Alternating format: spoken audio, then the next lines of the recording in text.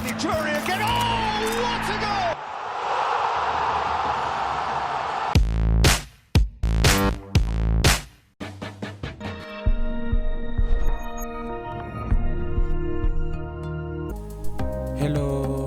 Hello everyone. We are again humbled to be with our fellow analyst Damian from Nigeria again. I'd like to first welcome you, Damian. Today we are going to talk about this coming English Premier League.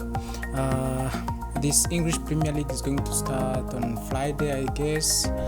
But we have you here to help us analyze this season, which is going to start in the midst of the transfer window and many other things that are making this season superb.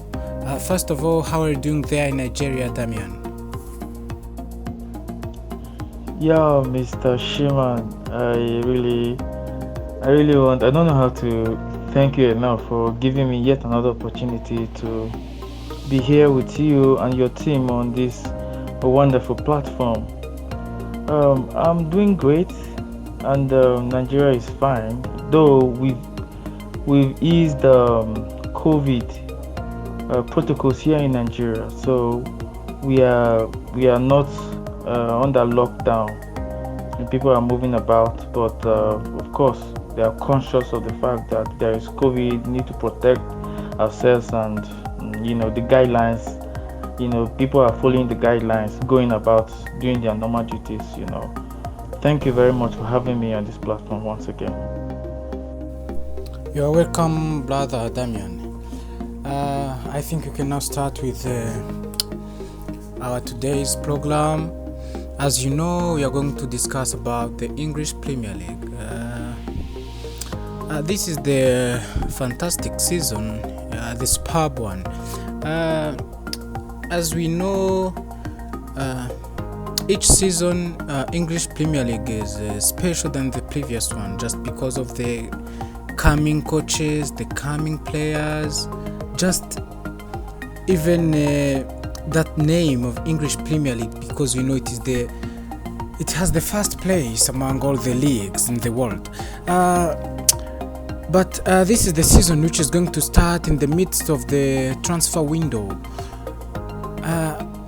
First of all, I'd like to know from your opinion, how are you going to describe this season in short? How is going to look like from your side? And after that, I'd like to ask you, how are you going to what are you expecting from each teams, just those ones which are in top 6? What are going to be your first impression and the first opening Premier League matches? Thank you very much for the question. Well, first of all,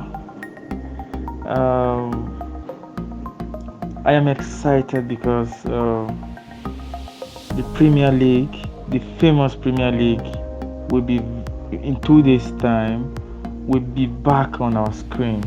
It's something to be excited about, and I am so excited about this particular season because I see it as an impeccable season down the annals of the Premier League. You can even see from the body language of the clubs already is boozing. Every club, virtually all the clubs in the championship, virtually all the clubs are trying to get their days over the line, despite the fact that the negative impact of COVID-19 on these clubs. Most of the clubs are being hampered financially, most especially in the transfer market as regards to COVID. It tells you, but you can still see how the big guys are still finding their way around, to get their deals over the line. You can see recently how Chelsea, it took Chelsea just a couple of days to wrap up the transfer of Lukaku, and Paris Saint-Germain just announced Lionel Messi today. And you can even see how City announced signed Grealish, and then there are a couple of teams that are finding it very difficult to get their deals over the line, but I believe that they are working towards getting this over the line subsequently in the window. I also want to say that the league itself, Premier League itself, this season looks promising. Everyone is excited about the new season because they want to see how their teams will be able to react to how they ended the season last season. And then the second point about the top six teams, you can see that Chelsea finished fourth last season on the table. Or you see how they've secured signed Lukaku, and then you see how City, who won the league last season, you see how they've made a signing in the person of Jack Grealish. You've seen Liverpool as well, adding some people, though losing some players and replacing them immediately. You can even see how Tottenham, trying to make some notable signings as well. In the case of Arsenal is really struggling to get rid of some fringe players off their wage bill, and then they need to make notable signings. Signings that we make a statement of intent, to their rivals, but it's proving difficult because they need to get some of their fringe players off their wage bill so that they can sign quality players and then register them immediately, because their situation is very pathetic. They cannot sign players when they have fringe players that they need to sell and add to what they have to get quality players. The implication here is this: if they sign players now and they are unable to do away with the fringe players, it's going to be difficult because they will need to be paying the players they've gotten, and then they will be paying the fringe players, of which it will be very cumbersome, and then on the club financially. So first of all, they need to do away with this guy, and it's difficult. Clubs are not even coming for most of these guys because they are terrible. I'm sorry to say that, but some of them are terrible. So that's the situation with Arsenal. But for Chelsea, Manchester City, Manchester United, Liverpool, Tottenham, in terms of transfer window, they are doing great. They are doing great, positive signs. But in the case of Arsenal, we are not really seeing something that we make us happy. But we are hoping to, since the club told us a few days ago that we should judge them at the end of the season.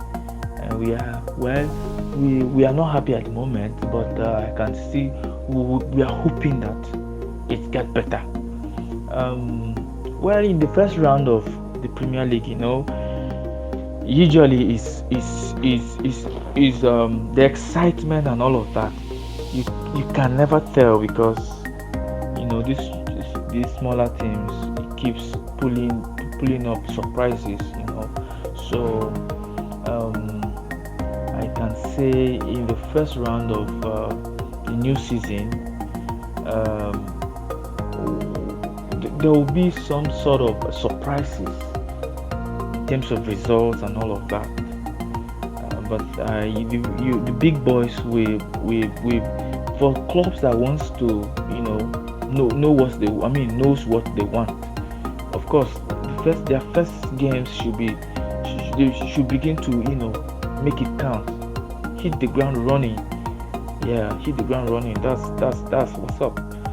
When you are in a race for a trophy, when there's a prize for something, then you, as a serious person, you work hard and then you hit the ground running. Hit the ground running. That's it. So that's my take. Damien, my question says that, do you see any team can compare to Man City this season or can give challenge to Man City? Why I'm saying Man City? Last season we knows that Man City won the Premier League, and let's talk about the 4 seasons. 4 seasons in the Premier League, they won 3 of them. It is not easy things. This is why my preference point is Man City, and it is always the contender for the Premier League. And my question says that, do you see any team can compare to Man City or gives challenge to Man City? Let's go step by step about the transfer market to other teams. Let's talk about the top 5 teams against Man City. Manchester United signs Jadon Sancho and Rafael Varane. Liverpool signs Konate. Chelsea signs Lukaku, maybe ratings. Arsenal signs Ben White, Lukonga, Nuno Tavares, and Maddison are knocking. Tottenham signs Christian Romero, Martinez, and Grealish from Sevilla. Do you see any team on these top 5 teams? Damian, my second point, let's go about the coaches in Premier League in top 6, but I will focus on Arsenal and Manchester United. Why Arsenal and Manchester United? We know in that's 25 years ago, Arsenal and Manchester United, they are 2 teams compared to win the trophy on Premier League. But now, Manchester United, remember to win the trophy on Sir Alex Ferguson era, 2013, and even Arsenal is 2004. And always fans ask to find the players and the coaches capable to win the trophy for Manchester United, even and Arsenal. And we know that Ole Gunnar Solskjaer extended his contract in the beginning of this year, extended his contract up to 2024. Do you see it's the last chance for Ole Gunnar Solskjaer to win the trophy, because the board gives Ole Gunnar Solskjaer Jadon Sancho and even the Suns Rafael Varane as one of the biggest defender in these seasons all in the world? Do you think it's like the last chance for Ole Gunnar Solskjaer? And let's go about the Arteta. Will answer me for Ole Gunnar Solskjaer. Arteta signs Ben White, Lokonga, and Nuno Tavares, as we said above. Last season, we know that Arteta they lose the spotlight for UEFA Champions League, lose spotlight for Europa League, but the board gives the players, even Ben White for 50 million, Lokonga and Nuno Tavares, even Maddison, maybe he will contribute to the club very soon. And you see that's the last eras for Ole Gunnar Solskjaer and Arteta. Thank you very much for your question. Well, I want to say that the Premier League this season is going to be very, very unpredicted. You cannot predict the Premier League this season. Respect to Manchester City, respect to all the top 6 or top 5 teams, so to say. Last season, Manchester City, we are crowned the champions. Over 4 or 5 seasons, for 4 or 5 seasons now, they have dominated the league.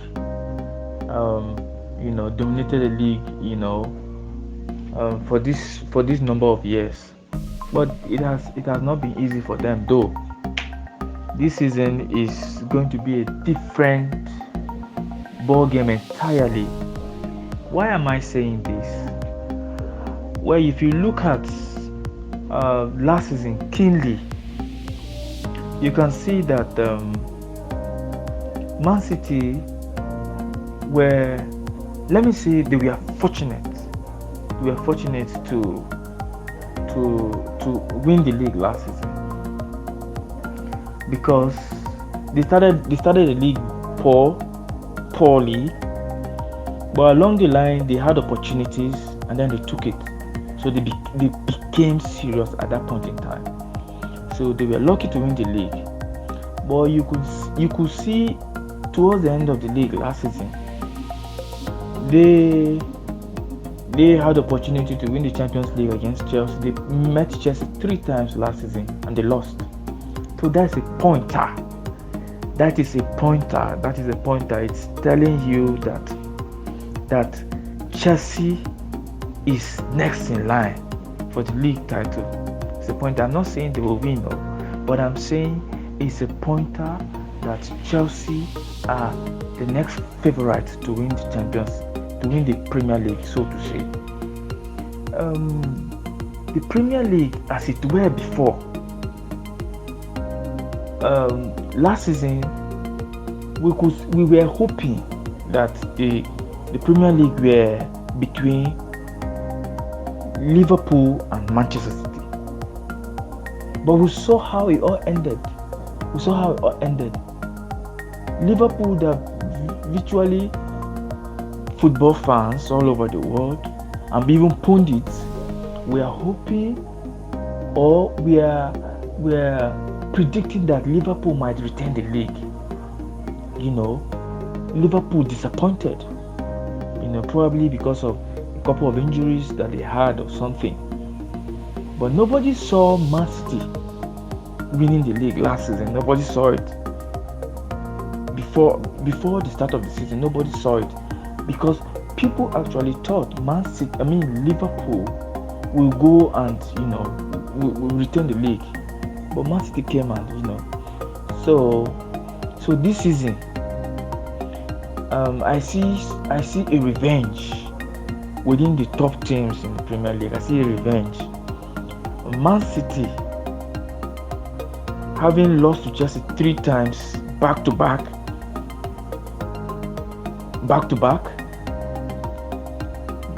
of course they haven't gotten their balance right now in terms of the right profiling of players that they need to get back on track.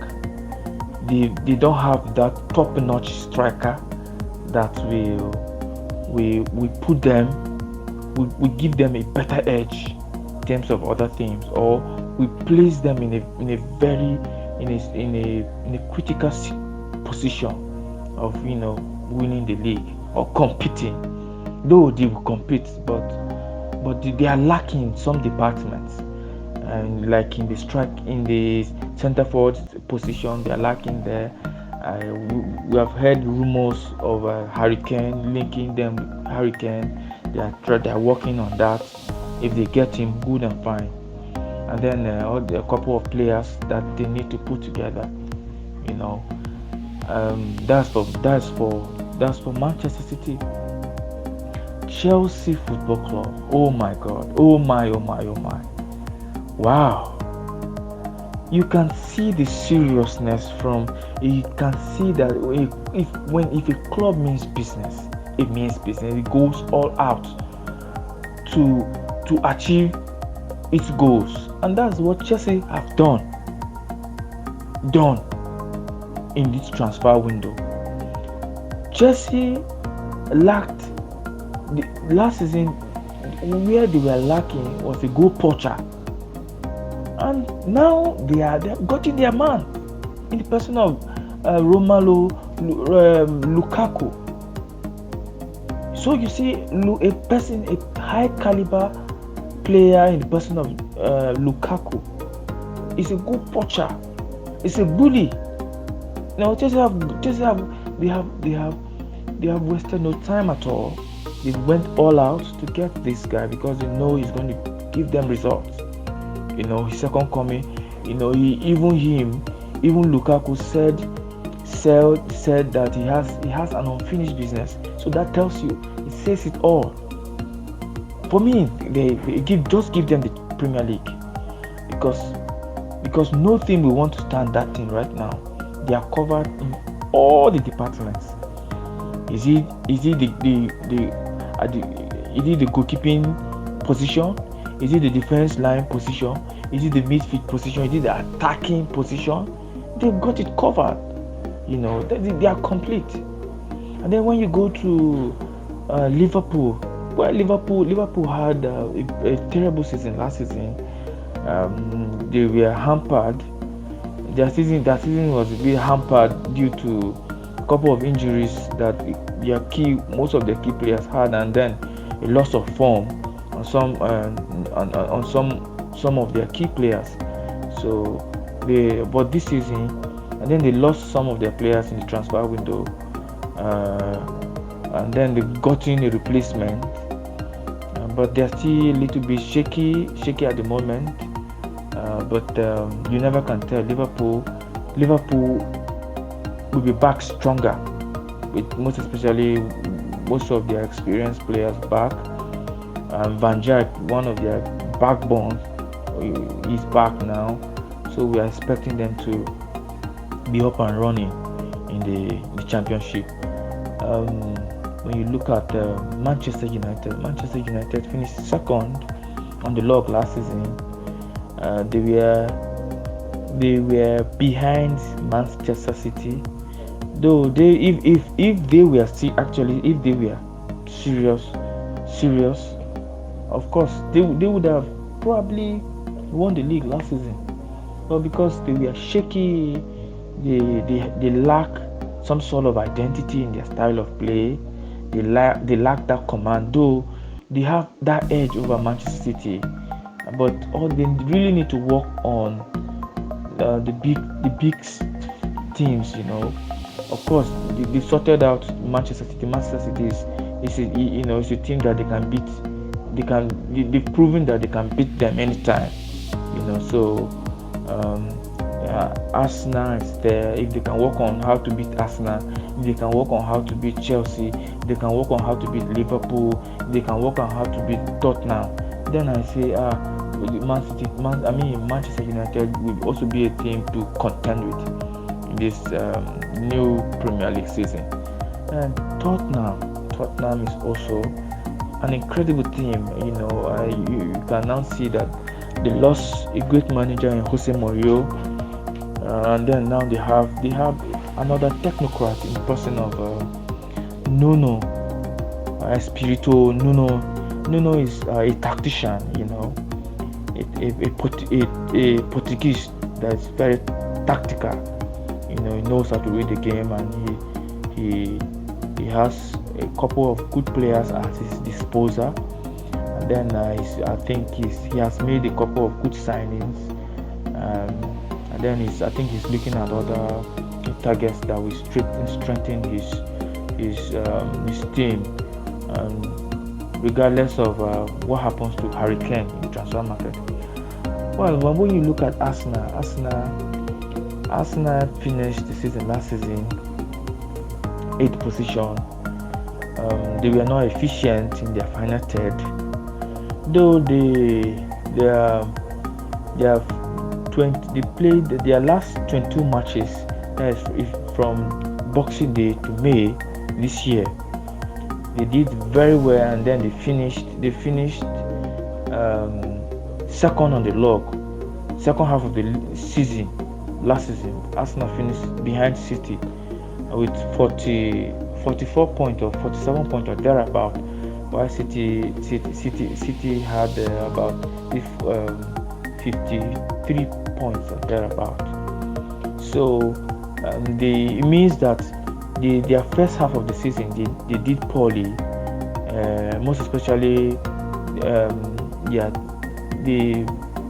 towards October and November and early mid-December. They did poorly, so they started picking up. Things began to pick up when they brought in Odegaard and then Smith Rowe. That was in December, going to the second half of the season. But if you look at their transfers, it's not encouraging because they had issues with creativity last season. So for me, they need to sort that out. They are linked with James Maddison. well, I cannot actually place what is happening there, but from the report we received from Bell yesterday, FC Bell, that the Arsenal are working behind the scenes to make sure that they get the deal over the line. If they get him, good and fine. And then they need to get a top striker that can pose threats to other teams. They need to get their targets, they need to make their marquee signings that will strike fear in other teams. Because it's only when you have big guys that other teams will be scared of you. But at the moment, the team is still shaky. Nobody can confidently say, "Oh, I'm scared of Arsenal." Nobody can confidently say they are scared of that team. So it's for them. I am not too sure about Arsenal at the moment, but I still feel that if they can get these guys, they will have a good season. Judging from the fact that their second part of the season, they finished very well. They finished second on the log. So it tells you that if they can improve on that, then of course top five should be the benchmark for them for the season. So, but for the Premier League title this season, Man City, I'm not sure of Man City, but I see,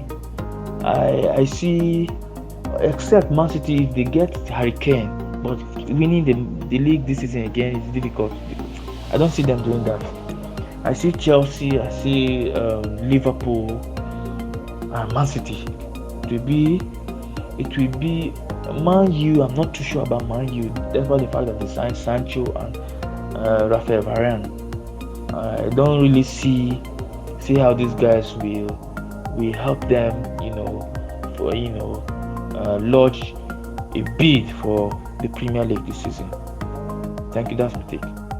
Well, when you talk about the top 6 coaches, and you are limiting to Manchester United and Arsenal FC, when you look at Manchester United under the leadership of Ole Gunnar Solskjaer, you can see that when he first came in, when he first took over Manchester United, the team was a little bit shaky.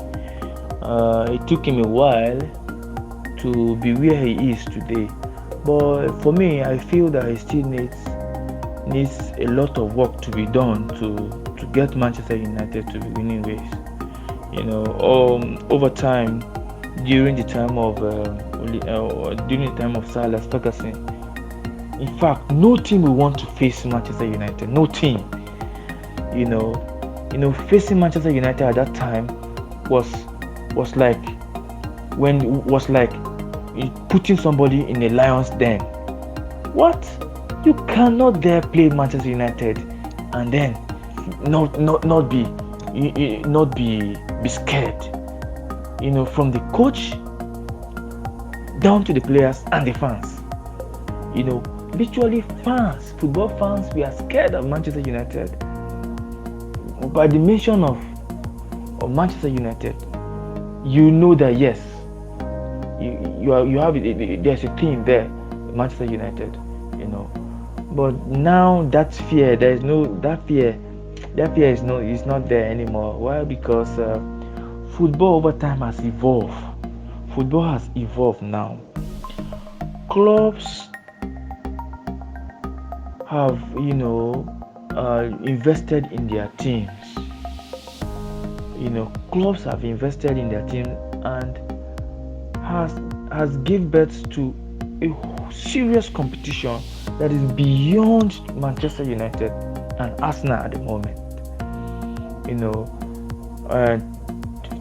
20 years ago, it was Arsenal, Manchester United, Arsenal, Liverpool, and probably Chelsea. But now we have 2 other teams added to these 4 teams. So it tells you how football has evolved over the years. And now we have gotten to a point where if you don't have money to invest in your club to get the right people to run the club, you'll be lacking behind. We can see how Man U have slacked over the years as a result of that. Though they've spent monies, a huge amount of monies on acquiring players like Pogba, like Romelu Lukaku, like Van de Beek, like Di Maria, like Memphis Depay, like a whole lot of these guys. They've gotten them, but like Sanchez and all of you, they've tried to get guys, but the system wasn't the best for them, so they were not able to create that impact that was needed. So they now brought in Ole Gunnar Solskjaer to come and address the situation in the club. And building a team is a serious, it's not a child's play. Building a team rebuilding a team is a no joke. Ole Gunnar Solskjaer has taken over. He has taken over he took over from this Netherlands man. What's that his name again? Louis van Gaal. He took over from Van Gaal. Though Van Gaal was sacked, Giggs was in charge, and so Giggs was laid off. Now they brought in Van Gaal. Now they brought in Ole Gunnar Solskjaer, and then they brought in Mourinho. And now they brought in Ole Gunnar Solskjaer. So you see what has happened after Alex Ferguson left. They brought in former coach of Everton, Moyes. Moyes couldn't handle the pressure. He was sacked. They now brought in Louis van Gaal. It didn't work. They brought in Mourinho. It didn't work. And then they brought in Ole Gunnar Solskjaer, and then it seems that Ole Gunnar Solskjaer is doing something that is right. He's trying to build the team from the scratch, and that's one thing you will not take it away from him.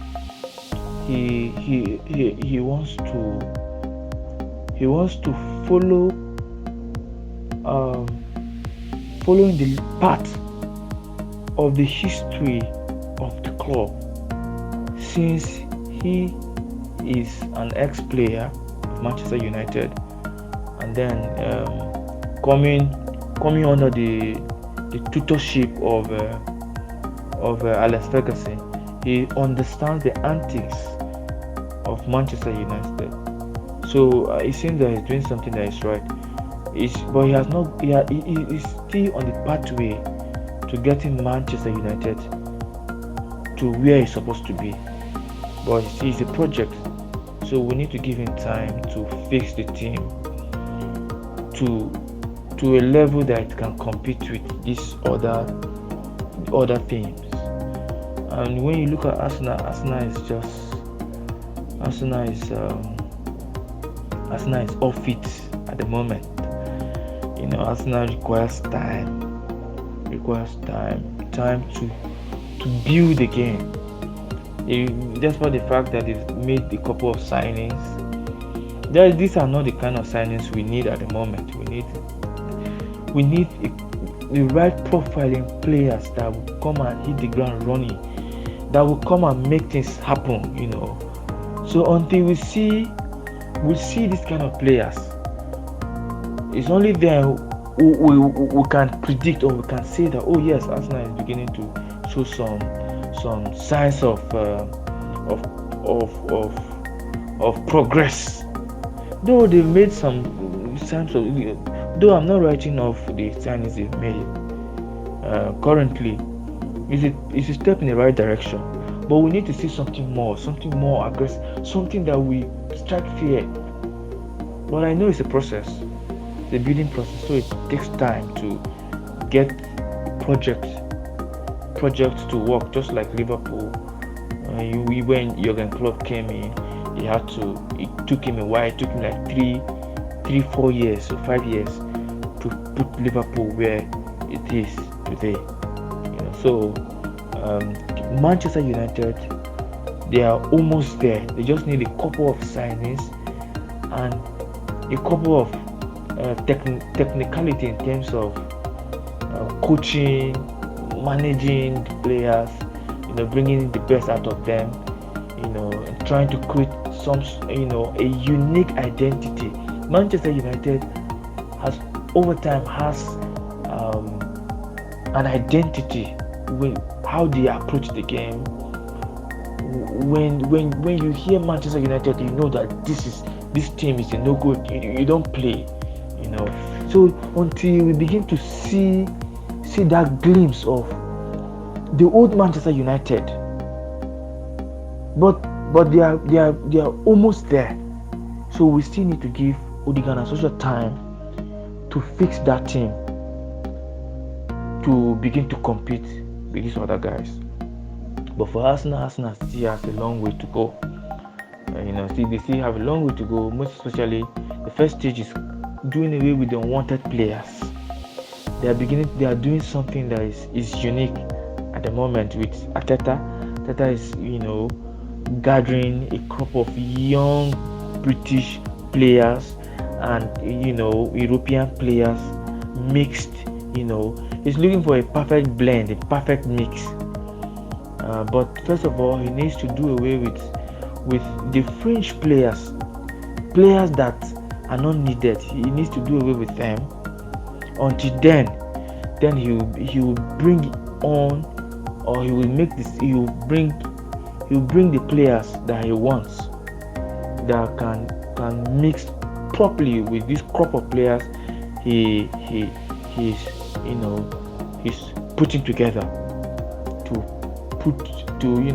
build a strong team that will stand the test of time. Well, like I said in my previous analysis or comments rather, Ole Gunnar Solskjaer is almost there. He just needs time and backing to put his team together so that it will be strong enough to compete, And then in the case of Arteta needs time too. Arteta is a good coach. In my opinion, he's a good coach. He only needs time. To fix his team. I know that most Arsenal fans will disagree with me on this because they want quick results. And in football, when you don't have money, there's nothing like quick results. You can't guarantee quick results when you don't have money. And we know how the nature of the current owner of Arsenal. The man, first of all, he's not a football fan. He's only a businessman who is interested in his money, and fans don't want to. Of course, it's the right of the fans to be angry and they want quick results. But to be honest, they can't get the quick results that they are envisaging at the moment because the man in question do not care whether they exist or not. What he is all about is how to make his profit, make his money, and that's it. So we just need to be patient with that. That is not the problem of the team. Arteta, in my own opinion, Arteta is not the problem of the team, of the club rather. At least we can see. I can see what Arteta is trying to achieve at the moment. And he's trying to achieve something he's trying to build a team that will stand the test of time. Look at the crop of players from the ages of 19 to 24 at most. This is the ages of players, the right profiling players Arteta is looking at. First of all, he's trying to build a British core. Over time, we have had issues with English media on how they say things about Arsenal in the media, how the FA, the officiating, against, it's as if there is a setup against Arsenal, to frustrate them in their bid to compete in the championship. So, but the club is under the leadership of Arteta and Edu. They are beginning to change that outlook of the team. They are beginning to change things from the inside to the outside. So only time will tell. But we are beginning to see some glimpses of some sort of progress in the club, in terms of transfers, in terms of how things are being done in the club, how players are being fed in the club, how the love culture, the unison between the players and the staff, the connection, and so on and so forth. There's a lot going on, but fans are not. Most of the Arsenal fans are not looking at all of these things. They are only concerned with quick results. We need to sign this person. We need to sign this person. Go and do this and go and. They don't know what is happening. My annoyance here is they don't know what is happening and they don't really want to know what's happening.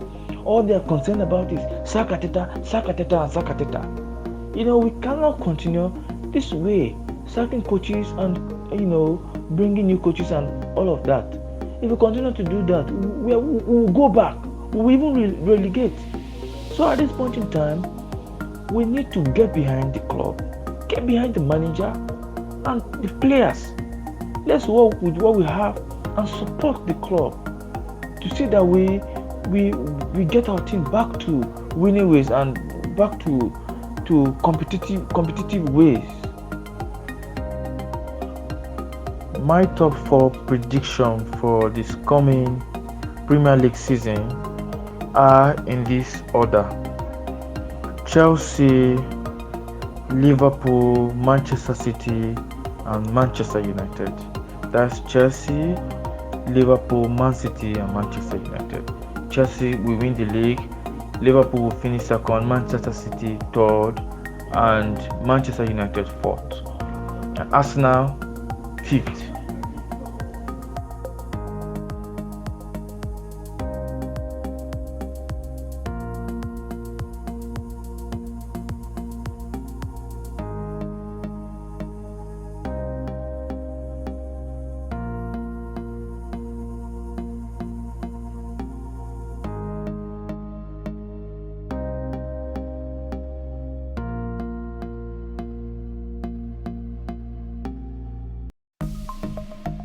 Thank you very much once again for having me on your platform. I really do enjoy sharing my views on the round leather game. And as we look forward for the new season, we hope that